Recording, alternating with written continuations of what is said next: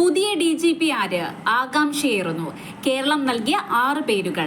കേന്ദ്ര ഡെപ്യൂട്ടേഷനിലുള്ള IPS ഉദ്യോഗസ്ഥൻ റവാഡ ചന്ദ്രശേഖർ സംസ്ഥാനത്തിന്റെ പുതിയ പോലീസ് മേധാവിയാകാൻ സാധ്യത.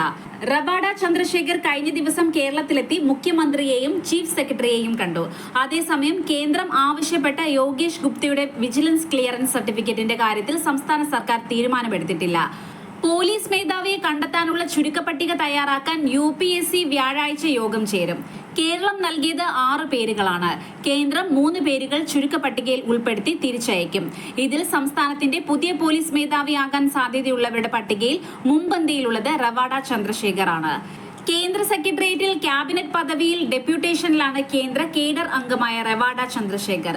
സംസ്ഥാന പോലീസ് മേധാവിയാകാനുള്ള താൽപര്യം റവാഡ ചന്ദ്രശേഖർ മുഖ്യമന്ത്രിയെയും ചീഫ് സെക്രട്ടറിയെയും നേരിൽ കണ്ടറിയിച്ചു. നിതിൻ അഗർവാളിനേക്കാൾ സർക്കാരിന് ഇഷ്ടം റവാഡയാണ്.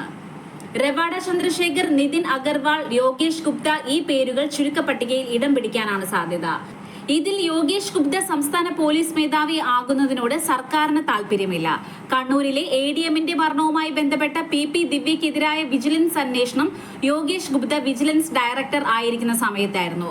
പ്രതിപക്ഷ നേതാവിനെതിരായ പുനർജനി അഴിമതി ആരോപണത്തിൽ കഴമ്പില്ല എന്നും അന്വേഷണം അവസാനിപ്പിക്കാമെന്നും വിജിലൻസ് ഇരിക്കെ യോഗേഷ് ഗുപ്ത സർക്കാരിനെ അറിയിച്ചു. ഇതടക്കമുള്ള കാര്യങ്ങളിൽ യോഗേഷ് ഗുപ്തയോട് സർക്കാരിന് അതൃപ്തിയുണ്ട്. ഈ കാരണങ്ങൾ കൊണ്ടാണ് കേന്ദ്രം ആവശ്യപ്പെട്ട വിജിലൻസ് ക്ലിയറൻസ് സർട്ടിഫിക്കറ്റ് മാസങ്ങൾ പിന്നിട്ടും നൽകാതെ സംസ്ഥാന സർക്കാരിന്റെ ഒളിച്ചുകളി. ഇതിനൊപ്പം ADGP MR അജിത് കുമാറിനെ ചുരുക്കപ്പട്ടികയിൽ ഉൾപ്പെടുത്തണമെന്ന സമ്മർദ്ദവും കേരളം ചെലുത്തുന്നുണ്ട്.